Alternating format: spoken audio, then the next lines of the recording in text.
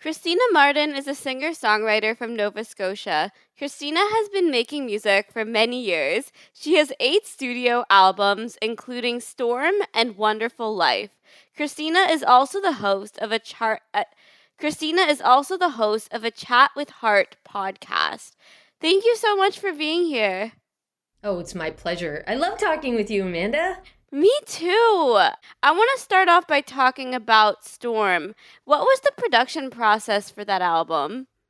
Well, we really took our time. So when we started recording, it was during the pandemic. And so like a lot of people, we were concerned with safety of people recording together in a closed space and passing on this virus at the time that's quite serious. So we had a lot of time to plan ahead, and then I made sure that when we were together, like we rented big spaces to record the album, the bed tracks, the drums, the bass, in particular the strings. So we actually traveled to different venues over many months to track grand piano, like I said, the strings and the drums and the bass, and spent a lot of time workshopping these songs.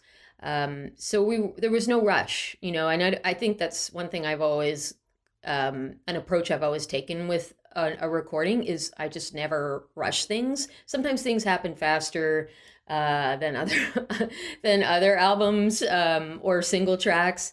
But it was an incredible experience. I really enjoyed it. It was probably the most fun, the funnest part of making the album, but like up until you get to the point where you're launching it, and then you kind of switch gears and you're in marketing mode, and that can also be fun, but it just takes time away from the creative and an inventive part and collaborating part. So yeah, but it was a long production process. My husband was the engineer, and we co-produced the album. There were a lot of collaborations on this album. I took a stab at starting to try and write string parts using MIDI tracks, and then collaborated with an actual string player and arranger, Karen Graves, and she made all the parts better and added parts and charted everything so that we would be able to perform with strings in the future. And so a lot of it was like making this big, beautiful album with lush arrangements and dreaming of what we could do when the time came that we could perform one day. I love that. Yeah, we'll get into the performance stuff like in a sec, but I just think the fact that you got to take your time and really just experiment with this record, that is just so, so special. So, your song Stay With Me is a really special one for me. I'll tell you in a bit why, but what was the inspiration behind it? I wrote that one before the pandemic, so I think it came from a lot of my own anxieties, and a lot of talking to myself, so a lot of fear-based thoughts floating around, and when if you're someone like us and you're in social media at all or the news, you're kind of bombarded with just a lot of information that can kind of instill a sense of dread. Um, and and I think there's bits of my own personal struggles in there with people in my life, and but I remember kind of drawing comparisons to like what was going on in the real world. Like I think Donald Trump was the president at the time I'd started writing the song, um, and then I finished it later on. But I also remember just being on tour and just always being concerned that I would get sick because I would get sick on tour, and then I couldn't sing and it was painful. So I'd started wearing a mask everywhere. And I remember thinking like everyone's going to think I'm, such a weirdo or a hypochondriac, but it was like a legitimate concern. Um, just, that I would get sick. And so I think a lot of people think it's a song about the pandemic or during the pandemic that was born out of that time, but Actually wrote it out of my own kind of neurosis at the time, I suppose. And then just coaching myself, like, come on, stay with me. Like, there's lots of so many great things in your life going on. You got this. So moving forward in life, despite the fears and the anxieties, 100%. And like the lyrics that stood out to me there was you say, there was a time we had it all. We took it all for granted.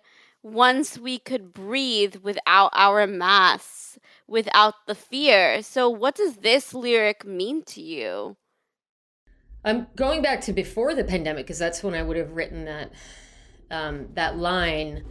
I mean, I think that's a concern over the environment and what we're doing to the planet. Oh, thanks. My lunch just came, but I'm not going to eat it right now. Thanks, Dale. That's Dale Murray who co-produced the album and engineered it, and now the cat wants to eat my lunch.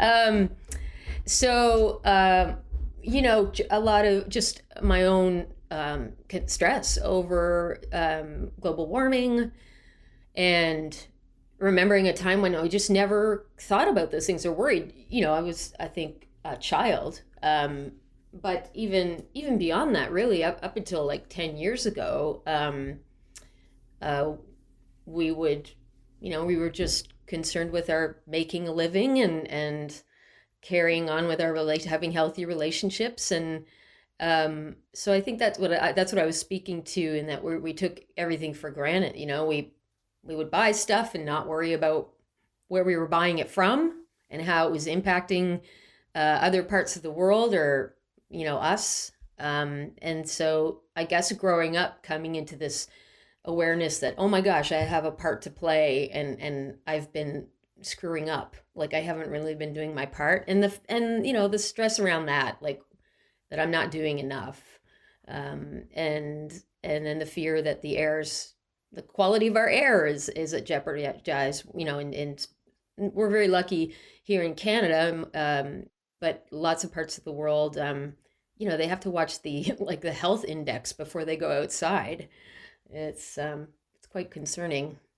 It really is, and especially too now with all like the recently in LA, like the California wildfires and everything going on there. I don't consider myself a very political person, or I don't really speak up about a lot of things, but I do think it creeps into my songs, even if, the songs can kind of be sort of broad, just trying to capture what I'm feeling and experiencing. Um, but I think I can see now in hindsight, going like it comes out in my lyrics, and it does affect you, even if you think even if I thought it maybe didn't so much. I think that's how it comes out for me. That's how I express it, is in my songs. Right. Yeah. So speaking of that, I want to bring up the song Austin because I feel like that was such a pivotal moment in your life. How did living there influence your journey? It had a major influence. I went not knowing it was a live capital of the world. I went as a nanny. I wanted to get away. I was going to school. I was failing my classes. I was really depressed. My father had just died. I was 19 years old, and I was drinking a lot, and I just didn't care about anything. I didn't know what my path was, and I knew enough to know that I needed to get out of get out of here, get out of my situation, and so I went to Austin, and the people that I encountered made a huge impact in my life, and um, I discovered for myself singer-songwriters, and I wanted to see if I could do this thing that just seems so magical. And um, I will say, because my first producer, Darwin Smith, I met him then, and he became a very good friend at the time, um, and he just recently became very, very ill. He's actually fighting for his life right now in ICU, and I haven't spoken to him in such a long time, but it makes you think. I've been thinking a lot lately about the impact that Darwin had on my music career. He listened to these cassette tape demos that I had recorded on a cassette tape 4-track recorder, Fostex, and and he saw something in them, and he said, we need to record these, and it became my first album. And he played music with me. You know, he played in some of my first shows that weren't open mics, and I just remember that time so fondly. Like it meant so much to me, and I it was like I had this space away from everybody that I knew from growing up and my family and my own personal issues. I could escape that for a while and explore this thing that I thought could really help me heal and feel find my way in life. Find it like songwriting is how I figure out how I feel about everything, really. Yeah, wow, I'm sorry to hear. I hope he feels better, but that's amazing, what an impact he had on you. So you got to tour this album. What were your favorites to play live? Hands down, my favorite performance was a show that I had dreamed of producing, that we finally got to do September 6th at Alderney Landing in Dartmouth, Nova Scotia, and we filmed it, and we're launching the videos and the live album next month in February 2025. And it was the coming together of like the big dream from the beginning. So while I'm recording the songs and I'm working on the artwork and dreaming up what we don't want to do live, I knew I had high ambitions. I wanted to have an animated projection and lighting design, like bespoke lighting and visuals. And I knew I wanted a full band and a string quartet. Um, and I knew I wanted to film it so that we could have this content for ongoing. Um, and so that all finally came together, and it took me a year after the album came out to pull together all the resources and workshop all the partners, the creative partners, to make it happen. And it was just the perfect night. Just so much support and love in the room, and we felt like we were ready. And then after that, we did 3 shows in New Brunswick. It's an extremely expensive show to tour, so I knew that we would be limited in terms of how far we could tour it. But it didn't matter. It was still important to do, and we're ready to do it again. It's just a matter of is it feasible, for music buyers, festivals, venues to have the show. Right. Yes. I'm so excited to see this when it launches. Now, before I get into my next question, I want to just briefly talk about how we met because I think this is super cool. So you've been doing audio described videos, and one of the first ones I watched was Stay With Me because at the time like we met in 2023 when I was still an apprentice with AMI, and I remember um just getting the link to that and being like, wow, as a blind person, I can experience a music video by myself. So, my question to you here is what inspired you to start this audio description project? Well, the during the pandemic, we all had a little bit more time in one, and I was in one place, and it gave me time to think about the things I was curious about. And one of them was accessibility. Years prior, I had had a friend of mine who came to a show in Toronto, and I had said that the show was accessible, wheelchair accessible. I think I didn't really understand at the time when you say a venue or a show is accessible, that doesn't really, unless it's accessible for everyone, which is unlikely, but could be, it's possible now. But um, I needed to learn a little bit more about what that meant, and to get a few more details lined up to actually confirm and then promote a show as that, because my friend could not couldn't get into the building, couldn't get into the show after buying a ticket. Um, and so that really bothered me, but it also sparked my curiosity. Well, what could I do to, make sure this doesn't happen again? Um, so in that pursuit of, just pursuing this curiosity, I partnered during the pandemic because I had time, and this organization called Sensory Friendly Solutions, and my friend Crystal Seeberger helped me get some funding to partner with them to take more time to learn about the ways I could explore accessibility and make my events more not only sensory friendly but accessible to more people. And I will say, in that process, I also learned that not everything I do is accessible to everybody. That is that is okay as long as I let people know when I can, to the best of my abilities.